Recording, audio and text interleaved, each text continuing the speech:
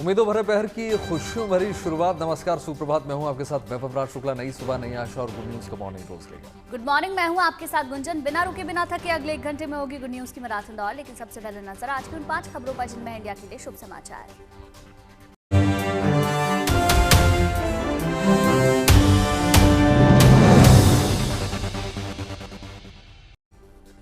आस्था की धाम, श्रद्धा अपार, शिरडी के साईं धाम की रौनक आपको आज दिखाएंगे। रामनवमी के 3 दिनों में साईं मंदिर ट्रस्ट को 4 करोड़ 26 लाख का रिकॉर्ड चढ़ावा मिला। साथ ही साथ रामनगरी में सज रहा है राजा राम का दरबार। अयोध्या से आई है गुड न्यूज, आपको दिखाएंगे। बिल्कुल वैभव, आपको बांके बिहारी के धाम वृंदावन भी लेकर चलेंगे, जहां ठाकुर जी के फूल बंगले को सजाने की सामान्य शुरुआत हो चुकी है। मान्यता यह है कि जब गर्मी बढ़ती है तो अलग अलग किस्म के फूलों से बांके बिहारी को शीतलता मिलती है। यहाँ देखिए, देश भर के मौसम का हाल भी हम आपको बताएंगे। गर्मी तेजी से बढ़ रही है। आलम यह है कि हिमाचल प्रदेश के कई जिलों में हीट वेव जैसी स्थिति उत्पन्न हो चुकी है और पारा सामान्य से 5 डिग्री ज्यादा दर्ज किया गया। तफसील से पूरी खबर आपको दिखाएंगे। बिल्कुल, महिला सैलानियों के लिए अच्छी खबर यह है कि शिमला में महिलाओं को अब सस्ती दर पर टैक्सी की सुविधा मिलेगी। इसके लिए शहर में कनेक्टिविटी लाइवस टैक्सी सेवा शुरू होगी। द सोसाइटी फॉर कनेक्टिंग लाइवस की ओर से ये विशेष सेवा की शुरुआत की गई है। बिल्कुल गुंजन, और देखिए, जहां कभी गोलियों का शोर था, अब वहां पर फिल्मों की शूटिंग हो रही है। बिहार के नक्सल प्रभावित जहानाबाद में लाइट, कैमरा और एक्शन जैसे शब्द सुनने को मिल रहे हैं। तो आज शुभ समाचार की शुरुआत करेंगे आस्था और विश्वास की अनूठी तस्वीर से। भारतीय संस्कृति में पूजा पाठ, कर्मकांड, अनुष्ठान और दान दक्षिणा का बड़ा महत्व माना जाता है। मान्यता है कि दान करने से पुण्य कर्मों में वृद्धि होती है और यही वजह है कि भक्त लाखों करोड़ों रुपए अपने आराध्य को अर्पित करते हैं। देश भर में तमाम मंदिरों में अलग अलग मौकों पर भक्त दिल खोल कर दान करते हैं, चाहे वो वैष्णो देवी का धाम हो, काशी विश्वनाथ का दरबार या फिर रामलला का दरबार। हर जगह आस्था की अनोखी तस्वीरें देखने को मिल रही हैं। इन मंदिरों में हर साल भक्त करोड़ों का दान करते हैं। फिर उस दान का उपयोग मंदिर के रख रखाव, संचालन, त्योहारों और समारोह का आयोजन और समाज सेवा के लिए तमाम तरीके से किया जाता है। हाल ही में रामनवमी के मौके पर भक्तों ने अपने आराध्य के दर पर लाखों करोड़ों का दान किया।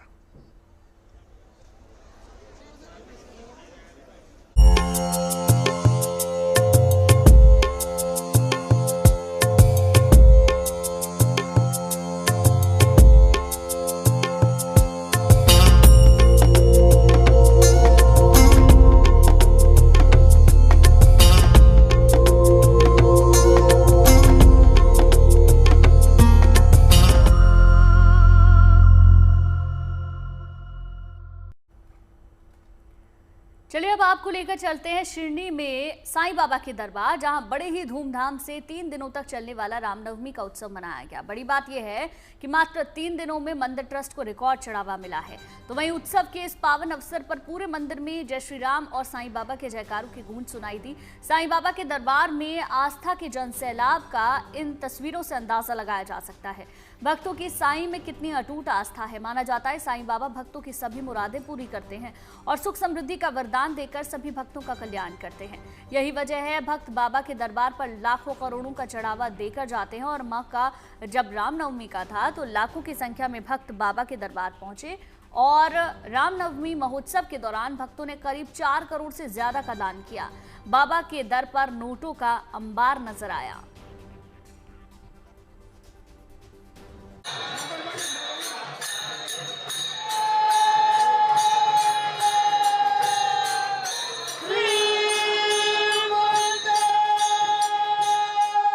फूलों से सजे साईं दरबार में उत्सव और उमंग का माहौल है। कहीं मंत्रोच्चार की गूंज है तो कहीं शोभा यात्रा की रौनक। पालने में प्रभु श्री राम झुलाए जा रहे हैं तो राम धुन से साईं मंदिर परिसर गूंज उठा। आस्था अपरंपार, मंदिर ट्रस्ट हुआ मालामाल। शिरडी में 3 दिवसीय रामनवमी उत्सव का भव्य समापन हुआ है। रामनवमी उत्सव के दौरान न केवल श्रद्धालुओं का जोश मंदिर में हाई नजर आया, बल्कि मंदिर प्रशासन को रिकॉर्ड तोड़ चढ़ावा भी मिला है। 3 दिनों के भीतर साईं मंदिर ट्रस्ट को 4 करोड़ 26 लाख रुपए का रिकॉर्ड चढ़ावा मिला है। जिसकी गवाही नोटों की गिनती करती मशीनें दे रही हैं। ये उत्सव के दरमियान देश विदेश से श्रद्धालु शिरडी पहुंचे थे। करीब से 2.5 लाख से ज़्यादा श्रद्धालु शिरडी में आए हैं।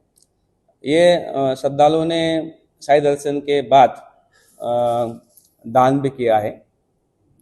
कुल मिला के 4 करोड़ 26 लाख इतनी धनराशि प्राप्त हुई है। मान्यता है कि साईं दरबार में मांगी हर मुराद पूरी हो जाती है। यही वजह है कि श्रद्धालुओं का साईं पर अगाध विश्वास है। आस्था और उत्सव के इस संगम में देश विदेश से आए श्रद्धालुओं ने हिस्सा लिया। साईं दरबार में न केवल नगद और डिजिटल चढ़ावा आया है, बल्कि साईं बाबा को श्रद्धालुओं ने सोना और चांदी भी अर्पित किया है। कई साईं भक्तों ने सोने का भी दान किया है। इसमें 83 ग्राम इतना सोना प्राप्त हुआ है। उसकी कीमत 6,15,000 इतनी है। कुछ साईं भक्तों ने चांदी भी दान की है। कुल 2030 ग्राम इतनी चांदी प्राप्त हुई। चांदी की कीमत 1,31,000 इतनी। शिरडी के साईं दरबार में रामनवमी उत्सव हर साल बड़े ही धूमधाम से मनाया जाता है। इसलिए यहाँ आने वाले श्रद्धालुओं की संख्या में भी साल दर साल इजाफा होता है। न केवल श्रद्धालुओं की संख्या में, बल्कि पिछले साल के मुकाबले इस साल 45 लाख रुपए ज्यादा दान भी मिला है, क्योंकि माना जाता है कि साईं भक्तों की सभी मुरादें पूरी करते हैं और सुख समृद्धि का वरदान देकर सभी भक्तों का कल्याण करते हैं। शिरडी से नितिन मिरांडे के साथ bureau report, good news today. देखिए, शिरडी के साईं बाबा का मंदिर देश के सबसे धनी मंदिरों में से एक गिना जाता है। पूरे साल भक्त यहाँ दिल खोलकर चढ़ावा चढ़ाते हैं। इस मंदिर में हर साल करीब 350 करोड़ का दान आता है। रिपोर्ट्स के मुताबिक मंदिर के बैंक खाते में 380 किलो सोना और 4,428 किलो चांदी है। इसके अलावा डॉलर और पाउंड जैसी विदेशी मुद्राओं के रूप में बड़ी मात्रा में यहाँ पर चढ़ावा चढ़ता है। इसके साथ ही करीब 1800 करोड़ रुपए जमा हुए हैं। एक रिपोर्ट के मुताबिक नए साल के 9 दिनों के महोत्सव के दौरान भक्तों ने 16 करोड़ से ज्यादा का दान किया था। बिल्कुल गुंजा, देखिए, जिसमें 54 लाख से ज्यादा सोने के जेवरात भी इसमें शामिल है। इससे पहले साल 2017 में रामनवमी के मौके पर एक अज्ञात भक्त ने मंदिर को 12 किलो सोना दान किया था, यानी ये गुप्त दान था। बिल्कुल। अब आपको बांके बिहारी के धाम वृंदावन लेकर चलते हैं, जहां ठाकुर जी के फूल बंगला सजाने की शुरुआत हो चुकी है। मान्यता है कि गर्मी की तपिश जब बढ़ती है तो अलग अलग किस्म के फूलों से बांके बिहारी को शीतलता मिलती है। देखिए खास रिपोर्ट।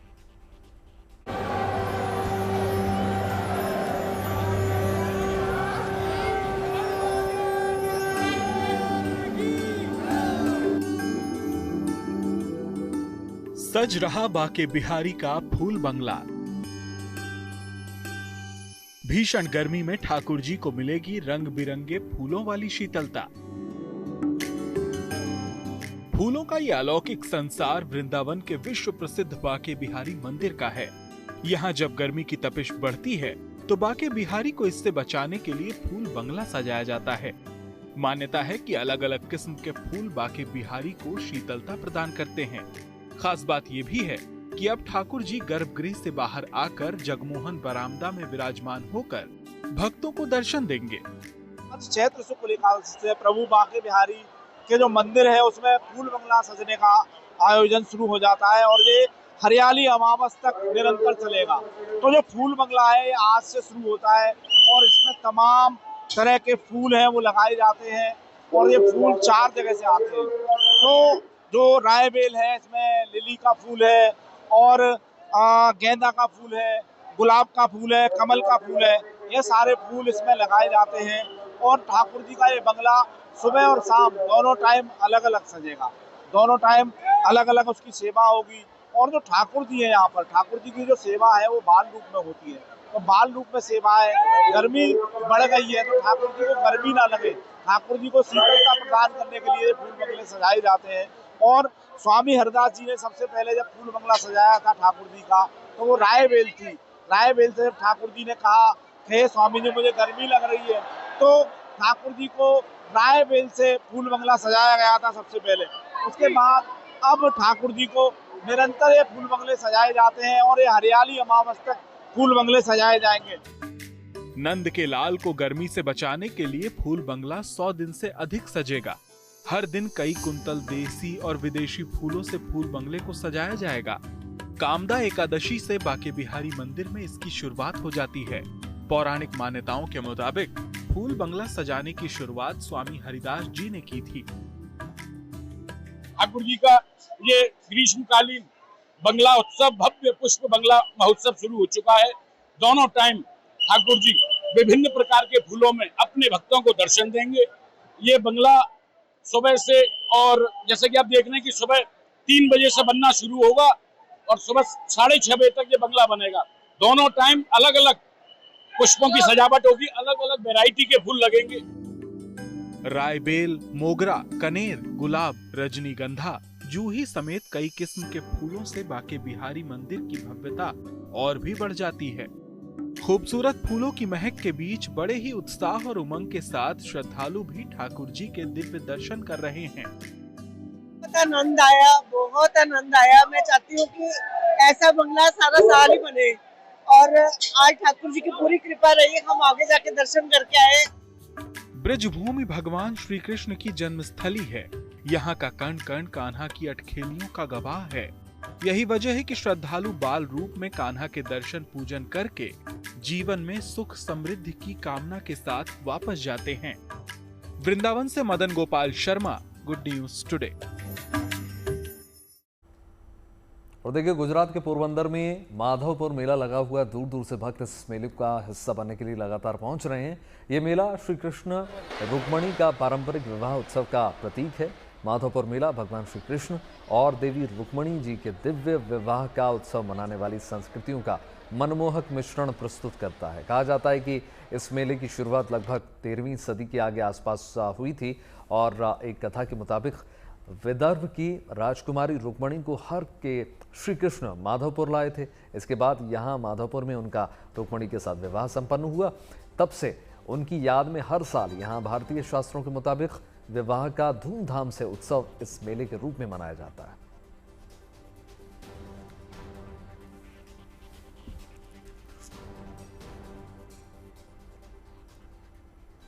अयोध्या आने वाले राम भक्तों के लिए एक अच्छी खबर है। दरअसल जहां बीते 22 जनवरी साल 2024 से राम मंदिर के भूतल पर बालक राम विराजमान होकर राम भक्तों को अद्भुत दर्शन दे रहे हैं, तो वहीं अब राम मंदिर के प्रथम तल पर राजा राम विराजमान होंगे। राम मंदिर का निर्माण अयोध्या में तीव्र गति के साथ चल रहा है। मंदिर का निर्माण लगभग 98% पूरा हो चुका है।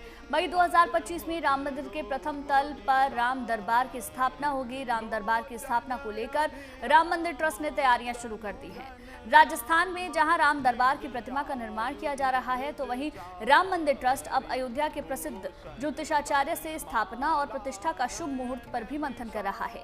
राम दरबार के दर्शन के लिए पास की व्यवस्था होगी, जो पूर्णतः निःशुल्क रहेगी। राम दरबार के दर्शन के लिए 1 घंटे में अधिकतम 50 लोगों को ही पास दिया जाएगा। पूरे दिन में लगभग 800 लोग रामलला के प्रथम तल पर बनाए गए राम दरबार का दर्शन कर सकेंगे।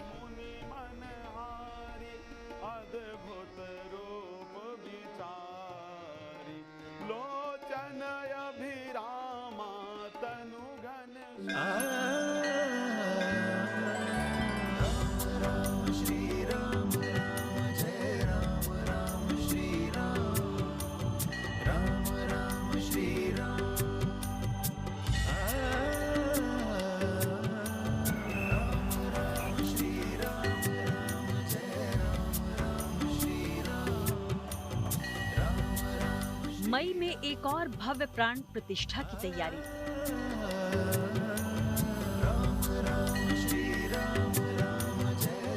राम मंदिर में एक बार फिर होगा प्राण प्रतिष्ठा समारोह। अवधपुरी में रामलला के बाद अब राजा राम की बारी। रामलला की मूर्ति प्राण प्रतिष्ठा समारोह को 1 साल से ज्यादा का वक्त बीत चुका है। अब एक और प्राण प्रतिष्ठा समारोह की सुगबुगाहट तेज हो गई है। भगवान राम को राजा के रूप में स्थापित करने की तैयारी हो रही है। खबरें हैं कि अप्रैल के आखिर में मंदिर की पहली मंजिल पर राम दरबार या शाही दरबार स्थापित होगा। 2020 में सुप्रीम कोर्ट के फैसले के बाद से मंदिर का निर्माण चल रहा है। वर्तमान में मंदिर निर्माण समिति की अध्यक्षता प्रधानमंत्री के पूर्व प्रधान सचिव नृपेंद्र मिश्रा कर रहे हैं। उन्होंने कुछ समय पहले मई में राम दरबार की स्थापना के साथ ही मंदिर निर्माण के काम को इस महीने के आखिर तक पूरा करने की बात कही, जबकि परकोटा या परिसर की दीवार पर बाकी काम इस साल के आखिर से पहले पूरा होने का भरोसा जताया। हम लोग आश्वस्त हैं कि लगभग सभी कार्य जो लिए गए हैं ऑडिटोरियम को छोड़कर, क्योंकि ऑडिटोरियम का कार्य तो बहुत बड़ा है, उसको छोड़कर के सभी कार्य दिसंबर 2025 में पूर्ण हो जाएंगे। तो आप यह विश्वास कर सकते हैं कि वर्तमान में जो योजना मंदिर निर्माण और उससे संबंधित भवनों की है और श्रद्धालुओं को सुविधा देने की है, वह कार्य पूर्ण कर लिया जाएगा। राम दरबार निश्चित रूप से मई के प्रथम 15 दिन के बीच में जो शुभ तिथि होगी उस समय वह विराजेंगे प्रथम तल पर। आपको बता दें कि जब पिछली साल रामलला की मूर्ति के भव्य प्राण प्रतिष्ठा समारोह में प्रधानमंत्री नरेंद्र मोदी शामिल हुए थे, तो वहीं 8000 से ज्यादा लोगों को इस प्राण प्रतिष्ठा समारोह के लिए न्योता भेजा गया था। हालांकि मई में होने वाला ये प्राण प्रतिष्ठा कार्यक्रम पिछले साल 22 जनवरी को आयोजित भव्य कार्यक्रम के मुकाबले छोटा रहेगा। वहीं ये खास आयोजन राम मंदिर निर्माण का एक तरह से समापन समारोह भी होगा। पारंपरिक नागर शैली में बनाए जा रहे मंदिर में लगभग 20,000 घन फुट पत्थर रखना अभी बाकी है। इसके अलावा मंदिर में जो भी मूर्तियां प्राचीर के बाहर या अंदर हैं, वो 30 अप्रैल तक यहाँ होंगी और उनमें से लगभग सभी को 25 मार्च से लेकर 15 अप्रैल के बीच स्थापित करने की कवायदें जारी हैं। फिलहाल तो मंदिर निर्माण समिति के अनुसार 90% काम पूरा हो चुका है, जिसकी शुभ शुरुआत इस साल राजा राम की स्थापना के साथ होनी है।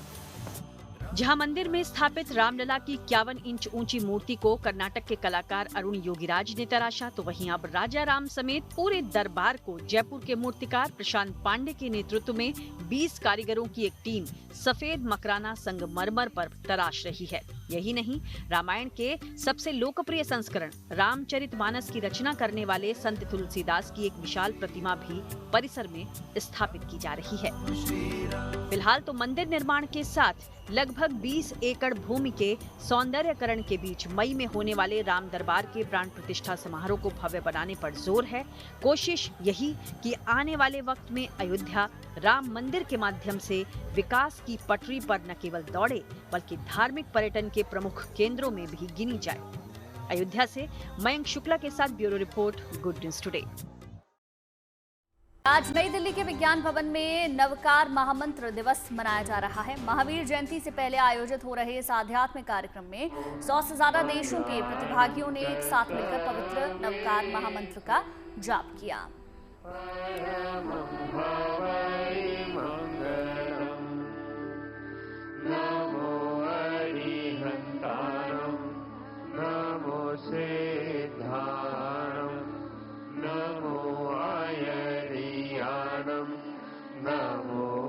ये हमारी आस्था का केंद्र है।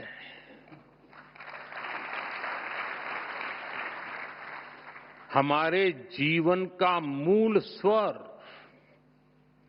और इसका महत्व सिर्फ आध्यात्मिक नहीं है, ये स्वयं से लेकर समाज तक सबको राह दिखाता है।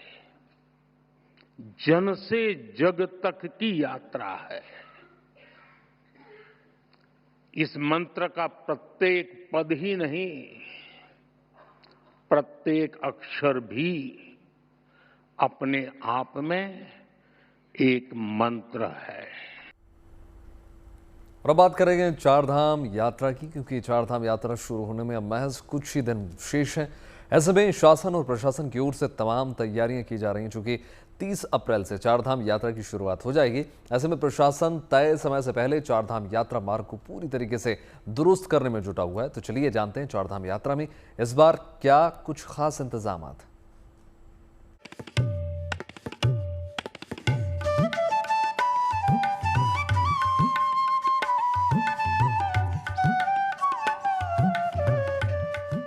चार धाम की करो तैयारी, आ रही है पवित्र यात्रा की बारी। देवभूमि उत्तराखंड एक बार फिर से श्रद्धालुओं से गुलजार होने जा रही है, क्योंकि यहाँ जोरों शोरों से चार धाम यात्रा की तैयारियां चल रही हैं। केदारनाथ, बद्रीनाथ, गंगोत्री और यमुनोत्री में श्रद्धालुओं की सुविधा का खास ख्याल रखा जा रहा है। इसके साथ ही चार धाम यात्रा मार्ग को भी सुगम बनाया जा रहा है, जिससे यहाँ आने वाले श्रद्धालु बिना किसी परेशानी के चारों धामों के दर्शन कर सकें। मसलन चार धाम यात्रा मार्ग पर श्रद्धालुओं के लिए व्यापक स्तर पर बिजली और पानी की सुविधा की जा रही है। श्रद्धालुओं की सुविधा के लिए यात्रा मार्ग पर अस्थायी अस्पताल भी बनाए जा रहे हैं। सुरक्षा के लिहाज से भी यात्रा मार्ग पर सीसीटीवी कैमरे भी लगाए जा रहे हैं। श्रद्धालुओं की बड़ी संख्या में आमद को देखते हुए जगह जगह अस्थायी पार्किंग की भी व्यवस्था की जा रही है। वहीं बद्रीनाथ धाम में भी यात्रा मार्ग को साफ सुथरा बनाया जा रहा है और रास्ते से तेजी से बर्फ हटाने का भी काम चल रहा है। वहीं बर्फबारी की वजह से क्षतिग्रस्त हुई सड़कों को भी दुरुस्त किया जा रहा है। इसके लिए बद्रीनाथ केदारनाथ मंदिर समिति के सदस्य भी अब ग्राउंड पर उतर गए हैं और यात्रा मार्ग का निरीक्षण कर सभी बुनियादी सुविधाओं को बेहतर करने में जुटे हैं। होली से लेके बद्रीनाथ धाम तक जितनी भी व्यवस्थाएं हैं, जैसे रोड, वाटर एटीएम्स, सुलभ शौचालय, उन सब का निरीक्षण किया गया था। और धाम में अभी भी कुछ बर्फ जमी हुई है, जिसके कारण थोड़ा कार्य में दिक्कत आ रही थी लेबर्स को। तो अब कार्य ने गति पकड़ी है और समय भी कम बचा है। आशा है कि अगले 1 महीने के अंदर हम सभी कार्यों को पूर्ण कर लेंगे। माना जाता है कि चार धाम की पवित्र यात्रा करने से श्रद्धालुओं को मोक्ष का लाभ मिलता है। ऐसे में इस साल भी 30 अप्रैल से शुरू होने जा रही इस पावन यात्रा में शामिल होने के लिए देश और दुनिया भर से लाखों श्रद्धालु देवभूमि उत्तराखंड पहुंचेंगे, जिसके लिए अब तक रिकॉर्ड संख्या में श्रद्धालुओं ने रजिस्ट्रेशन भी कराया है। चमोली से कमल नयन सिलोड़ी के साथ bureau report, good news today. और चलिए अब आगे बढ़ेंगे। उत्तर से दक्षिण तक, पहाड़ों से मैदान तक गर्मी से हाल बेहाल है। हिमाचल के पहाड़ों पर पारा चढ़ रहा है तो महाराष्ट्र के नागपुर में गर्मी के सितम ने मुश्किलें बढ़ा दी है। चंद्रपुर में भीषण गर्मी का कहर देखने को मिल रहा है।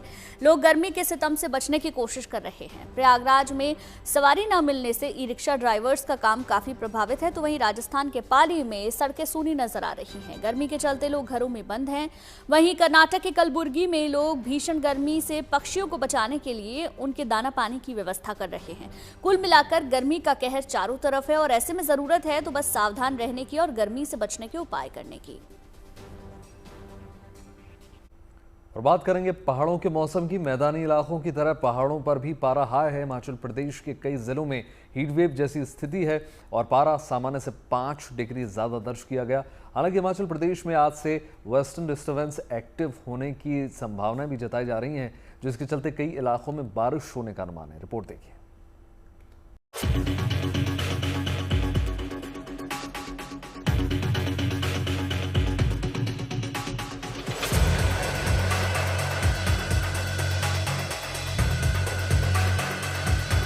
चिलचिलाती धूप और गर्मी का असर सिर्फ मैदानी इलाकों में ही नहीं है, बल्कि पहाड़ी इलाकों में भी गर्मी अपने रंग दिखा रही है।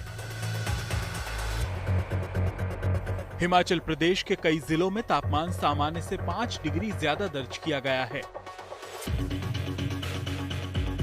पिछले कुछ दिनों से हिमाचल प्रदेश के कई इलाकों में पारा लगातार चढ़ता जा रहा है, जिसमें कांगड़ा, मंडी, कुल्लू और सोलन शामिल हैं।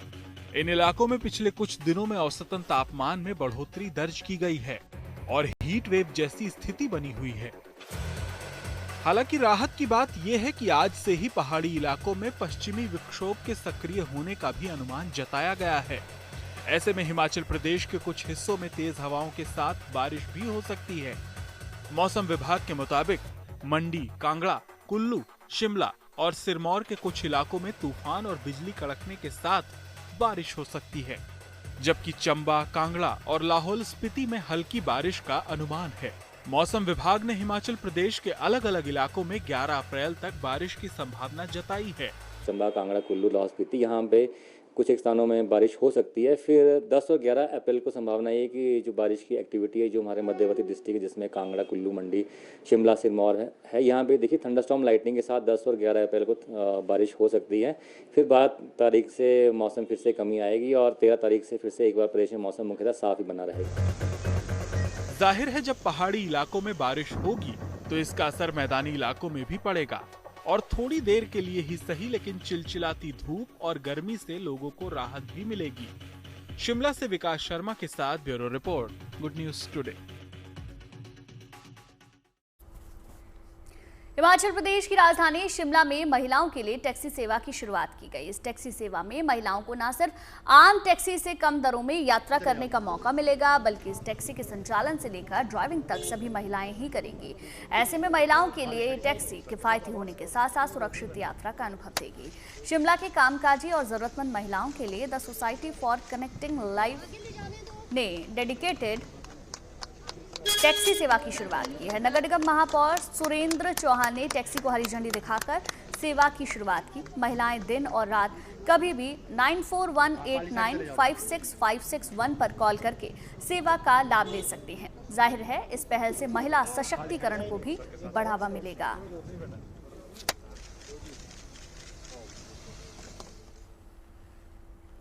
और अब आपके काम की खबर। अब आधार कार्ड की कॉपी लेकर घूमने की टेंशन खत्म हो गई। डिजिटल सुविधा और गोपनीयता की दिशा में एक बड़ा कदम उठाते हुए केंद्र ने एक नया आधार ऐप लॉन्च कर दिया है। इस ऐप की मदद से आधार विवरण को डिजिटल तौर पर देखा जा सकता है और साझा करने की सुविधा भी मिल जाएगी। यानी अब कहीं भी आधार कार्ड ले जाने या फिर फोटोकॉपी जमा करने की आवश्यकता आपको नहीं होगी। केंद्रीय इलेक्ट्रॉनिक्स और IT मंत्री अश्विनी वैष्णव ने कल इस ऐप को आधिकारिक तौर पर राष्ट्रीय राजधानी में लॉन्च कर दिया। इस ऐप का कैसे इस्तेमाल होगा इसे आप इस वीडियो के माध्यम से समझ सकते हैं। ये वीडियो अश्विनी वैष्णव ने साझा किया है, जिन्हें उन्होंने दिखाया है कि सबसे पहले ऐप में एक QR कोड को स्कैन आपको करना होगा और फिर आपका फेस स्कैन किया जाएगा और आपको फोन में आधार कार्ड सीधे आ जाएगा।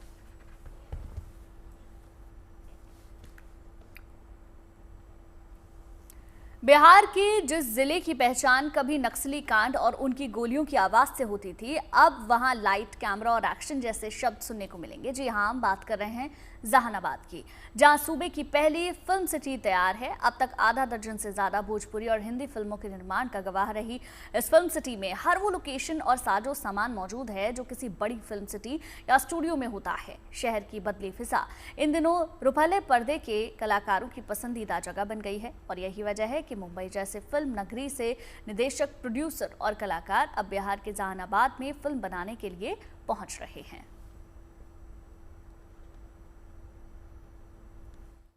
अच्छा लग रहा है और अच्छा लग रहा है और कि सबसे बड़ी बात है कि हमारे जानने वाले हैं, हमारे मित्र हैं, बहुत पुराने जो कमाल के एक्टर रहे हैं, हैदर काज़मी, उन्होंने जहानाबाद पाली गांव में एक फिल्म सिटी की स्थापना की है और यहाँ शूटिंग चल रही है। कन्याधन फिल्म है, धीरज पंडित की फिल्म है, उसको हम शूट करने आए हैं और शूटिंग चल रही है अभी। तो ये बड़ा अच्छा लग रहा है यहाँ की बिहार में की फिल्म सिटी में हम शूट कर रहे हैं। बिहार कुछ और खबरों की हो जाए, बॉक्सिंग की बात करेंगे। ब्राजील में आयोजित हुए बॉक्सिंग में विश्व कप में अपना परचम लहराने के बाद भारतीय दल स्वदेश वापस अब लौट आया है।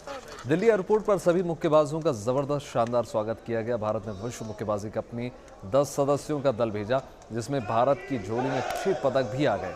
हरियाणा के झज्जर के रहने वाले बॉक्सर हितेश ने वर्ल्ड बॉक्सिंग कप में गोल्ड मेडल जीतकर इतिहास रच दिया। वो गोल्ड मेडल जीतने वाले पहले भारतीय बन गए और इसके अलावा अविनाश ने सिल्वर और जादूमणि मनीष सचिन और विशाल ने वर्ल्ड बॉक्सिंग कप में ब्रॉन्ज मेडल अपने नाम कर लिया। दिल्ली एयरपोर्ट पर फेडरेशन की ओर से सभी एथलीट्स का जबरदस्त स्वागत किया गया।